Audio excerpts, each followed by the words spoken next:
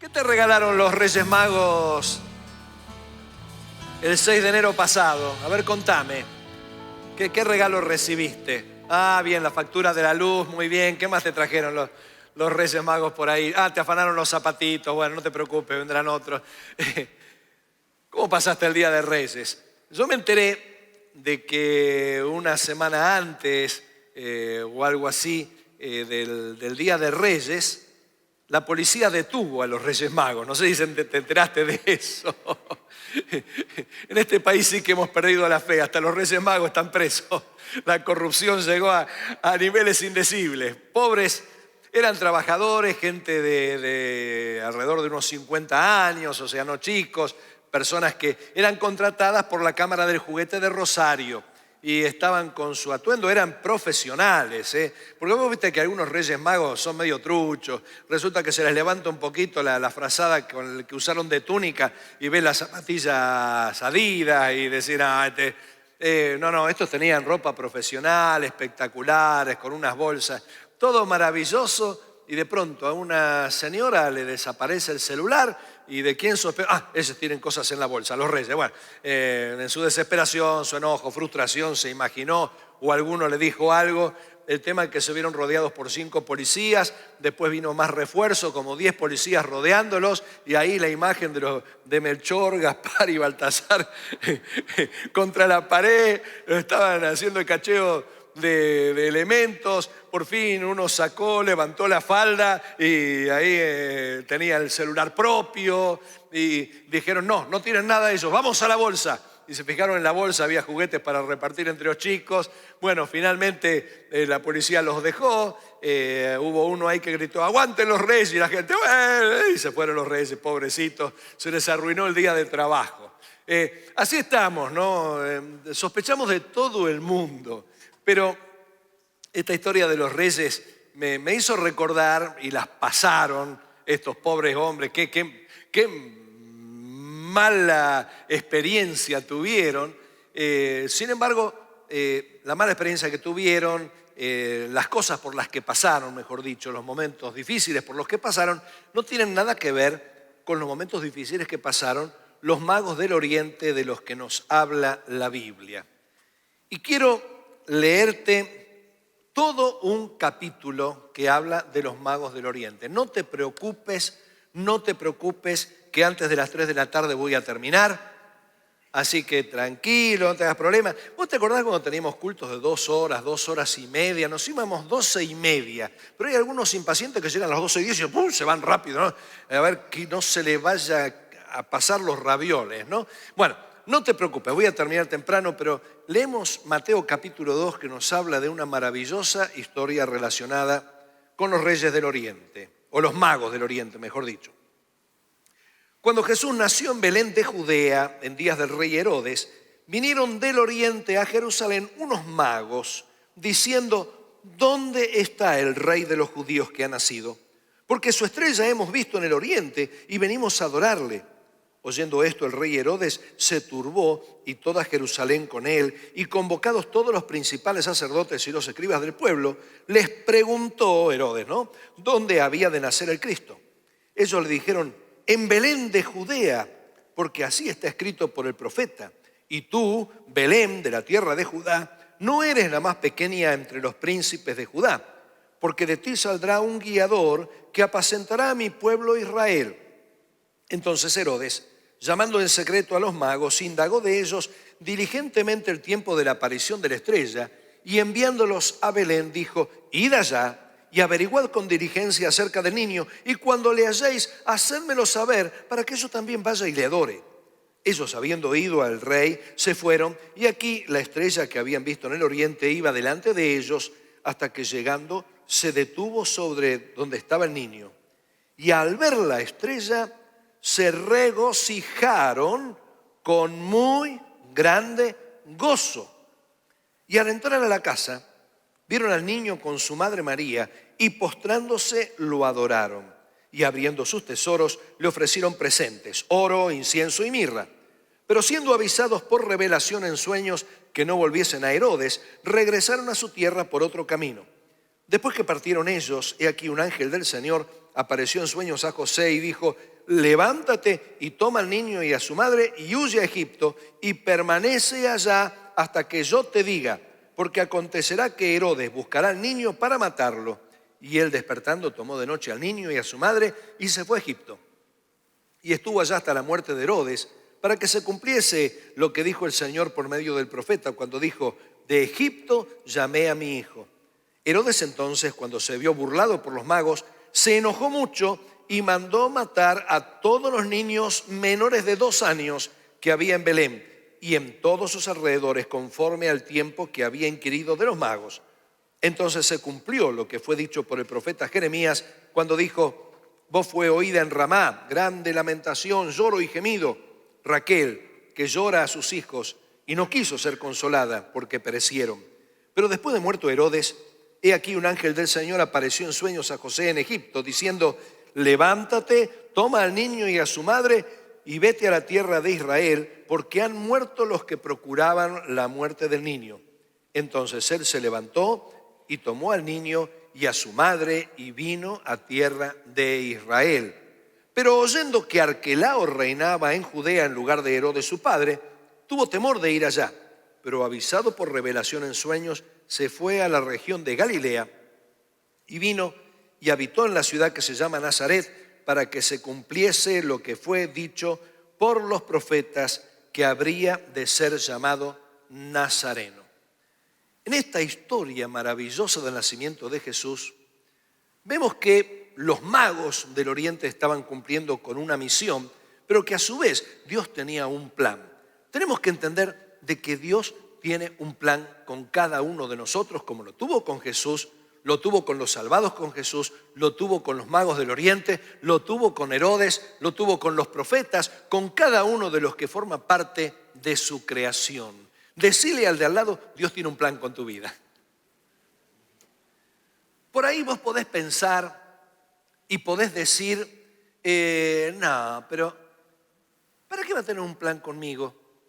¿Qué plan puede tener? Yo soy insignificante, yo no tengo trascendencia, no paso desapercibido, no tengo mucha preparación, no, en fin, todas las historias que se te puedan cruzar por la cabeza, ¿no?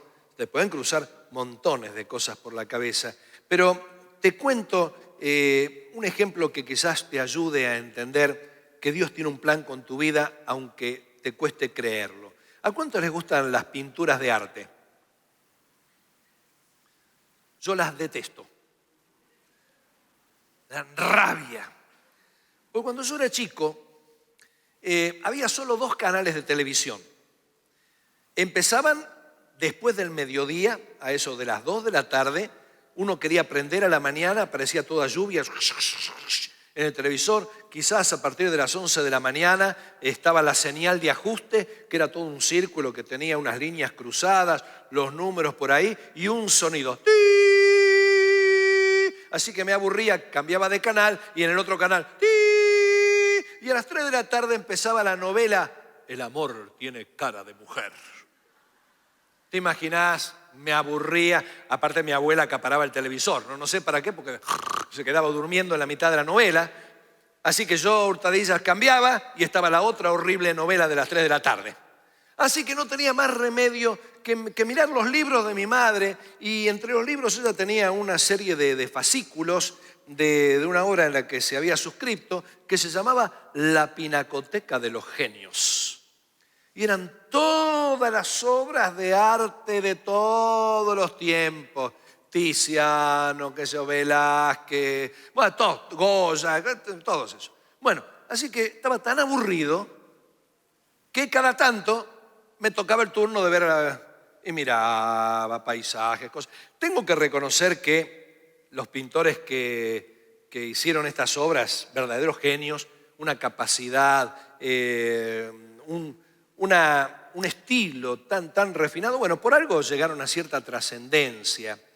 Pero percibí algo, de que en esas pinturas hay un foco, o quizás hay un primer plano, pero hay un montón de elementos, qué sé yo, en un paisaje está esa florcita, esa jarra, ese otro detalle. Y vos vas a ver en esas obras de arte montones de pequeños detalles que vos decís, ¿y esto qué es? Eso está ahí, no porque apareció solo mientras el pintor se estaba ocupando de la figura principal. El pintor lo puso ahí porque quiso y porque tenía una intención. Dios te puso en el reino de los cielos porque tiene una intención con tu vida. Estás porque Dios lo quiso. Podés parecer una florcita del rincón, pero Dios quiso ponerte ahí y Dios tiene un plan con vos en tu vida. Y esto lo podemos entender observando este pasaje donde vemos una serie de profecías que se van cumpliendo que muestran que Dios tenía todo preparado con mucha anticipación. 4 profecías son citadas en todo este capítulo. La primera de ellas, que Jesús nacería en Belén. Esto está en Miqueas, el capítulo 5, versículo 2, y te recuerdo que Miqueas se escribió aproximadamente 700 años antes de Cristo. En la Nueva Traducción Viviente, y vos lo podés ver en la Reina Valera 60, dice, pero tú, oh Belén Efrata, eres solo una pequeña aldea entre todo el pueblo de Judá. No obstante, de ti saldrá un gobernante para Israel cuyos orígenes vienen desde la eternidad. En ese tiempo no podían imaginarse nada acerca de Jesús. No podían imaginarse de la deidad de Cristo. Sin embargo, Miqueas, sin darse cuenta exactamente lo que estaba escribiendo, se puso en boca de Dios, escribió de parte de Dios esto de que de Belén saldría el gobernante para Israel. Ahora, vos fijate, 700 años antes. Ahora, ¿por qué Jesús nació en Belén? Porque José y María eran descendientes de David. Y cuando Augusto César promueve el censo, cada uno tenía que ir para censuarse en la ciudad de su origen. Así que José y María, ambos descendientes de David, que estaban en Nazaret, se trasladaron al sur, se trasladaron a Belén para registrarse en ese censo, porque de acuerdo a eso después estarían pagando los impuestos. Ahora, qué interesante. José y María en algún tiempo habían sido de Belén, quizás por temas económicos, quizás por temas personales, familiares, quién sabe qué, decidieron irse a Nazaret. Como José era albañil, carpintero de obra, tal vez en Nazaret, que era una ciudad mucho más próspera y no una aldeíta, un pueblito como Belén, capaz que encontraba más oportunidades de trabajo y cualquiera podía pensar, cualquiera que está viendo la película podía decir, pero ¿cómo este loco se va para Nazaret? Tiene que quedarse en Belén para cumplir la profecía. ¿Viste? Imagínate que estás viendo la película y decís, ¿cómo se va? Y de pronto, aunque parecía que estaba yendo en un sentido contrario a lo que la profecía decía, llegó el momento en que Dios lo llevó a Belén para censuarse y María, que estaba en alto estado de gravidez, da a luz ese hijo y nace nada menos que en Belén, la ciudad de David. 700 años antes se está cumpliendo esto. Dios tenía el control. Estas canciones que hemos cantado, Dios tiene todo el control porque Él es el Señor. Él tiene el control de tu vida. Oseas capítulo 11, versículo 1, es el otro profeta mencionado en Mateo, que habla de que Jesús iba a ir a Egipto. Cuando Herodes se entera de que había nacido el rey de los judíos, dice, yo no quiero nadie que rompa con mi dinastía, yo quiero ser rey para siempre, yo no voy a permitir que nadie usurpe el trono, nadie que nombre en Salvador y se subleve, vamos a matarlo. Pero resulta que el Señor avisa de antemano a José para que se vaya a Egipto y viene la matanza de los niños mientras Jesús estaba en Egipto. Oseas 11:1 dice, cuando Israel era muchacho yo lo amé y de Egipto llamé a mi hijo. Qué interesante, a Israel lo llama su hijo, pero ahí tiene el doble sentido de la profecía donde está hablando el Hijo de Dios, Jesús, Hijo de Dios, el unigénito Hijo de Dios, es luego sacado de Egipto. La tercera profecía que es mencionada es la de Jeremías capítulo 31, versículo 15, que refiere a la matanza de los niños. El famoso 28 de diciembre que hoy se celebra con bromas como Día del Inocente, es el día que el catolicismo conmemora como el de la matanza de todos estos niños. Y dice Jeremías 31, 15, así ha dicho Jehová, voz fue oída en Ramá, llanto y lloro amargo. Raquel que lamenta por sus hijos y no quiso ser consolada acerca de sus hijos porque perecieron. ¿Qué quiere decir Jeremías con todo esto? ¿Y por qué Mateo lo toma como el cumplimiento de una palabra? ¿Por qué dice voz fue oída en Ramá? Ramá se encontraba a unos 8 kilómetros al noreste de Belén, es decir, de alguna forma retirada de Belén. Sin embargo, para que se escuche la voz de Belén, el clamor de Belén en Ramá, quería decir que había una tragedia. Es decir, hubo griterío, hubo llanto, hubo tragedia que llegó a escucharse en Ramá. ¿Y por qué la nombra Raquel? Raquel era la esposa de Jacob, que cuando da a luz a su hijo Benjamín, ella fallece y queda entonces Benjamín. Entonces, ¿dónde la entierra Jacob a Raquel? La entierra en Belén Efrata, lo que sería más adelante la tierra de David. Así que de alguna forma donde estaba la tumba de Raquel se le consideraba su tierra. Cada vez que uno moría en la Biblia se dice lo reunieron con sus padres, se reunió con sus padres. ¿Por qué? Porque lo ponían en la tumba donde estaban los padres. Raquel no tenía a los padres ahí en Belén, pero sí se transformó en la madre de todos los siguientes muertos. Así que de esta manera entonces, que Raquel llorara por sus hijos y no quisiera recibir consolación, hablaba de que todos los hijos de la tierra de Raquel serían muertos. Y sería una tragedia de tanto dolor, un infanticidio tan grave que se escucharía la voz a 8 kilómetros en Ramá. Esto lo dijo Jeremías aproximadamente en el año 600 antes de Cristo. ¿Cómo podía saberlo? Dios lo estaba diciendo. Oseas, aproximadamente entre fines del año 800 y principios del año 700 antes de Cristo. Isaías 11:1, que habla de que Jesús sería llamado Nazareno, es mencionado también en Mateo, donde dice, saldrá una vara del tronco de Isaí y un vástago retornará de sus raíces.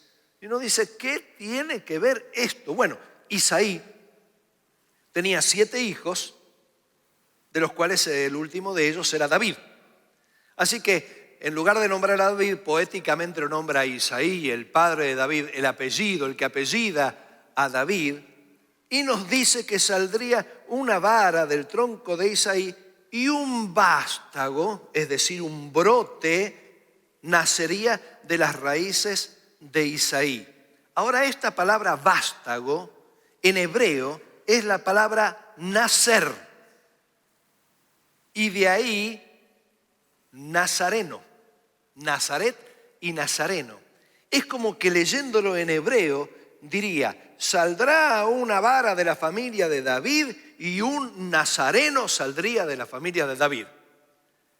¿Te acordás cuando hace un rato decíamos, José y María se fueron de Belén y se fueron a Nazaret? Parecía un contratiempo con la profecía. Dios los lleva a Belén, pero ¿qué pasaría? El que nacería en Belén sería llamado nazareno. Así que es un cumplimiento tremendo. Isaías aproximadamente el año 700 antes de Cristo. Esto quiere decir que Dios conoce totalmente el futuro. ¿Lo sabías? Dios conoce todo el futuro. El presente que vos estás viviendo, Dios lo conocía de antes. ¿Te da paz eso? Ahora te cuento. A veces nosotros tenemos un deseo por conocer el futuro y cada vez que nos hablan de profetas, viene un profeta a predicar en la iglesia, se llena la iglesia, hasta de las vacaciones de la costa, se viene la gente, ¿qué dice profeta? Se olvidó el COVID, todo, no, quiero ver qué me dice el profeta. Porque pareciera que las personas adquieren paz cuando saben lo que va a venir en el futuro. Calman la ansiedad conociendo lo que va a ocurrir en el futuro. Y te digo, no siempre es así. Imagínate que Dios, ¿cuántos quisieran saber cómo va a ser el 2022? Tener un cuadernito que dice, no, va a ser esto. Y uno dice, qué tranquilidad me daría. Pero imagínate que te encontrás profecía sobre fulano de tal. El 25 de diciembre a la 1 de la mañana te vas a atragantar con un huesito de pollo y te vas a morir. Se te fue la paz durante todo el año 22. No siempre conocer el futuro te va a traer paz. Ahora sí, vas a venir todos los cultos, vas a ofrendar, vas a diezmar, todo fenómeno, creyente, maravilla, porque sabes que el 25... Así que es bárbaro conocer el futuro, pero Dios no solo conoce el futuro, sino que Dios controla totalmente el futuro. Dios tiene el control de tu futuro, no se le escapa nada. Dios nos conocía a nosotros desde antes de la fundación del mundo. Tenemos que tener confianza entonces en que el Señor nos incluyó en sus planes. Somos parte de los planes de Dios y Él lo tenía escrito antes que nosotros existiéramos. Esto quiere decir que tenés que cumplir con un plan de Dios. El Salmo 138, versículo 8 dice: Jehová cumplirá su propósito en mí. Decíselo al de al lado: el Señor va a cumplir su propósito en vos. Dios lo cumple.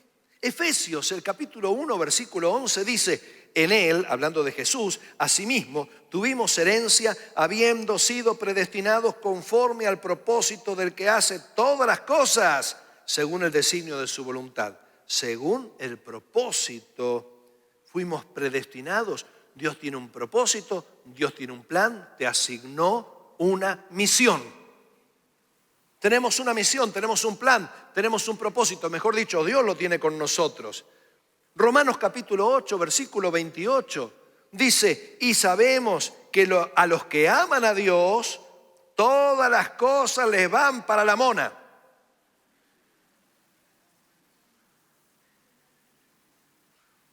No, sabemos que a los que aman a Dios, todas las cosas les... Y algunos se queda con eso, ¿no? Dice: ahí está. Esto es a los que conforme a su propósito son llamados. Dios te llamó con un propósito. Dios te llamó con un plan. Y todo ayuda a que cumplas con ese plan y ese propósito. Y Dios no lo deja por la mitad, porque Filipenses capítulo 1, versículo 6 dice: Pablo, estando persuadido de esto, que el que comenzó en vosotros la buena obra, la perfeccionará hasta el día de Jesucristo. Es decir, Dios está trabajando con tu vida. Dios tiene un plan con tu vida, un plan relacionado con vos, pero un plan relacionado entre vos y todos aquellos que te rodean, directa o indirectamente. Pero no tenés que ignorar de que siempre va a haber oposición a los planes de Dios. Nunca va a ser fácil. ¿Sabías eso, no? ¿Por qué? Porque cada persona que tiene sus propios planes y se pone firme en sus propios planes, entra en conflicto con los planes de Dios. Esto pasó con Herodes.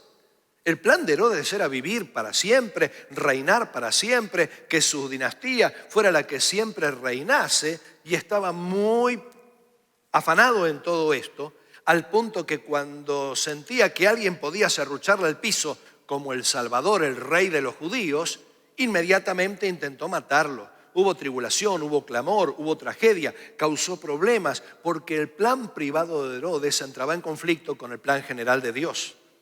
Esto pasó más tarde con los fariseos. Los escribas y los fariseos, que tenían el poder religioso, querían tener el monopolio.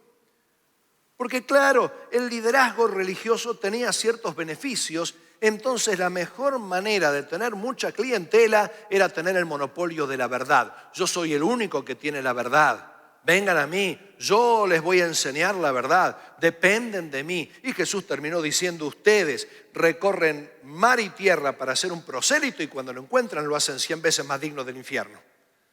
Lo pierden. Ciegos guías de ciegos, sepulcros blanqueados, que la gente está arriba de los sepulcros, se contamina la inmundicia de ustedes sin darse cuenta, porque no saben que hay un sepulcro abajo. De un discurso terrible acerca de ellos. Ellos se veían que los estaba desplazando alguien que sí tenía el monopolio del poder, y porque tiene el monopolio de la verdad, porque es la verdad. Jesús dijo: yo soy el camino, la verdad y la vida. Los planes de ellos entraban en conflicto con los planes de Dios. El mundo tiene una agenda que entra en conflicto con los planes de Dios. ¿Cuántos pastores de vez en cuando tienen algunos problemas legales porque no se ajustan a la agenda del mundo. ¿Cuántas personas que estudian en las universidades o profesionales que están ejerciendo su profesión de una forma digna y teniéndolo a Cristo como Señor, entran en conflicto con la agenda de este mundo, con los planes de este mundo? Por eso Pedro dice, a estos les parece cosa extraña que no corran en la misma carrera de desenfreno con ellos y os ultrajan. Así que siempre va a haber obstáculos, a veces nosotros mismos. Cuando nos ponemos demasiado firmes en nuestros propios planes, entramos en conflicto con los planes de Dios y esto trae dolor. Herodes tuvo muchísimo enojo. Herodes se enfureció cuando los magos lo burlaron porque vio que los planes de Dios prevalecían. Por eso encomienda a Jehová tu camino. Entrégale tus planes al Señor, somete tus planes al Señor. Somete tu vida al Señor. No te angusties en medio de las dificultades de la vida, porque si estás en los planes del Señor, tu vida es su vida y su victoria es tu victoria también, porque Él pelea la guerra. Si estás en los planes del Señor, tus guerras son en realidad las guerras del Señor. Su historia es tu historia. Su triunfo lo es también, decía la canción. Siempre y cuando estés en su ejército. Siempre y cuando estés en su rebaño. Así que no te angusties cuando las cosas no salen como vos quisieras, porque esto es consecuencia de que los planes particulares o de otros no coinciden con los planes de Dios. Pero Dios siempre te va a dar la victoria. Pero quiero terminar, antes de que algún apurado se me vaya, de que cuando uno está en los planes de Dios, empieza a experimentar muchísimo gozo. La Biblia nos dice que los magos, cuando vieron la estrella detenerse sobre el niño, se regocijaron con muy grande gozo. En griego, la palabra gozo es la palabra jara, de ahí el nombre Jairo significa gozoso. Y la palabra grande es mega. Se megajararon. Si Casiodoro de Reina lo hubiera traducido en el castellano gaucho nuestro, hubiera puesto, y los magos cuando vieron la estrella se recontra regocijaron. Se alegraron. Nos dice una versión, se llenaron de alegría. Fue muy recatada la versión esa, ¿no? Otra dice, se regocijaron sobremanera con gran alegría. Ahora, ¿por qué? Sabelo esto.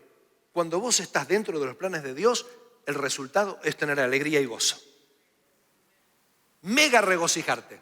Así que ya tenés una nueva palabra. Estoy mega jararo. Estoy mega gozoso. Ahora, cuidado. Te había hablado hace un rato de estos pobres profesionales que detuvieron.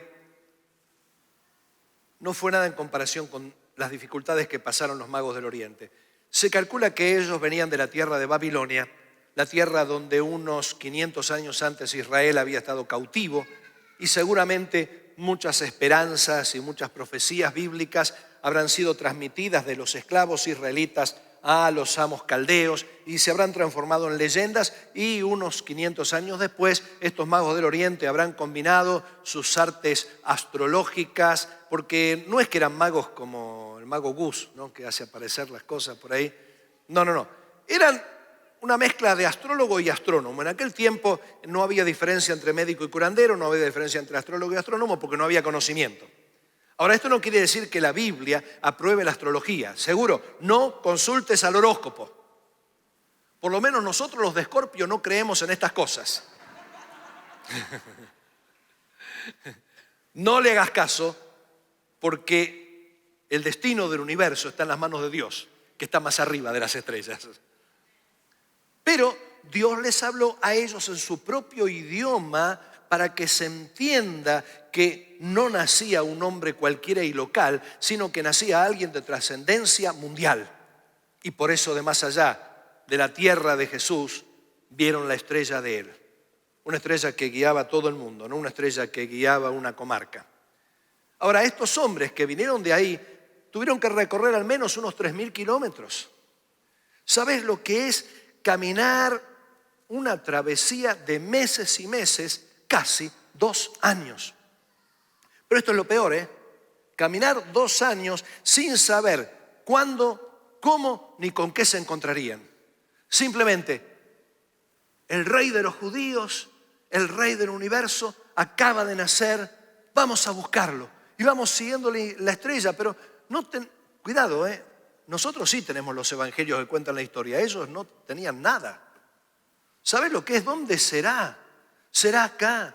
¿Cuándo será? ¿Cómo será? Un montón de incertidumbres, las mismas incertidumbres que a vos te toca experimentar cuando estás dentro de una misión que Dios te encomendó. Vos quisieras que las misiones que Dios te encomienda sean como la misión imposible de Tom Cruise.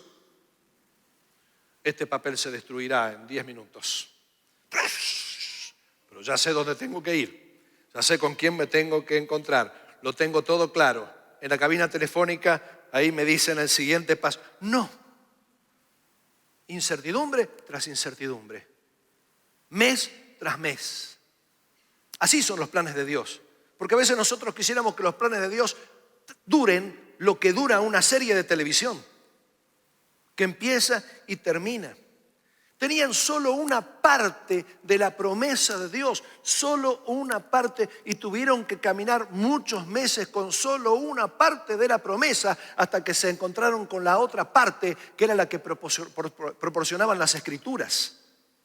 Llegan a Jerusalén, donde imaginan que ahí estaría el Señor, y le dicen, y ahí interviene Herodes, de que el niño nacería en Belén, porque esto dicen las Escrituras. Ahora vos fíjate, los escribas y fariseos no hablaron nada con los magos, lo habló Herodes. Así que Herodes, el que tenía los planes en contra de Dios, terminó haciéndole los mandados a Dios. Dice, vayan a Belén y ahí díganme dónde está el niño para que lo adore. Así que ellos van creyendo. Y cuando por fin ven que la estrella se detiene en la casa, se recontra regocijaron. ¿Por qué se recontra regocijaron? Porque en primer lugar la promesa estaba cumplida. Llega un momento en que la promesa que Dios te da en forma parcial te la va a confirmar y un día la promesa que Dios te da se va a cumplir. Dios es un Dios que cumple las promesas, pero en su tiempo. Se regocijaron porque terminó la misión que tenían que cumplir. Pudieron decir, trabajo hecho, trabajo terminado, misión cumplida. Se regocijaron porque por fin tuvieron un encuentro con Jesús, un encuentro con el Salvador. Pero no solamente eso, porque pudieron rendir culto a Jesús. Y nadie que rinde culto a Jesús vuelve vacío, sino vuelve lleno de gozo. Porque Jesús trae gozo. En otras palabras, Dios tiene planes con tu vida. La primera parte de esos planes comienza porque el primer tramo de esa misión comienza en que te rindas a Él y le sirvas, como lo hicieron los magos. En segundo lugar, que tengas una vida agradable a Él. Eso es parte del plan que Dios tiene, que le agrades con tu vida. La otra parte del plan, que sometas tus planes a sus planes. Hijo mío, dame hoy tu corazón. Reconoce al Señor en todos tus caminos. No seas sabio en tu propia opinión. Y continúa. Tu misión es que hables de Jesús con todos los que puedas. ¿Estás hablando de Jesús? Mirá que la gente con todo esto de la pandemia habla hasta lo que no quiere hablar. Todo el mundo habla. El viernes llegó el cartero a casa. Así que últimamente llega poco el cartero. ¿Por qué? Y porque todo llega por mail, ¿viste? Por WhatsApp, todo eso. Entonces el cartero cada vez le quedan menos papeles para entregar. ¿Qué te puede entregar un cartero? ¿Una carta de documento? ¡Ay, Dios me libre! ¿O qué te puede entregar? y por ahí alguna factura, ¿viste? Tarjeta de crédito, eso, es cruz, diablo. Así que el cartero cada vez lo ven como más enemigo que otra cosa. No te trae ya la carta de tu amada. No, te trae el pago de los impuestos y todo eso. Porque tu amada te llama por teléfono, por celu te llama. Y dije, tengo que hablarle del Señor. Así que abro la mirilla, ¿qué tal? ¿Cómo le va ahora? ¿Qué tal? ¿Cómo va? No le traigo ninguna correspondencia, pero le quiero dejar esta tarjeta. La tarjetita, ¿viste? Y yo dije, bárbaro. Entonces le digo, ¿y sabe qué? Se va a volver con la tarjeta y con algo más.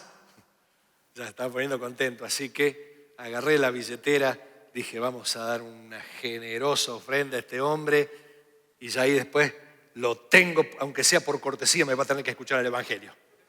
Así que que Dios lo bendiga. Me pregunté, ¿cómo está la salud? Se ve que se había enterado que yo había estado un tiempo no muy bien. Bien, gracias. Dije, este me la sirvió en bandeja, me dejó la pelota picando en el área chica. Digo, bien, gracias a Dios, muy bien. Esto, sí, me pasó esto, después la otra, después me agarró el COVID, todo. Pero acá estoy porque Dios es fiel, es bueno, sí, Dios es muy bueno. Usted sabe que en octubre, me dice, yo estuve muy mal de COVID y estuve en terapia intensiva, tuvieron que intubarme, estuve 23 días inconsciente, el último de los días, me llamaron a la familia ya para despedirse de mí porque no había más nada que hacer, era falla multiorgánica y de pronto Dios hizo un milagro y mire, acá estoy otra vez. ¡Uy, qué bien, qué bueno que es Dios! Y me decía, sí, gloria a Dios. ¿Sos creyente? Sí, soy creyente.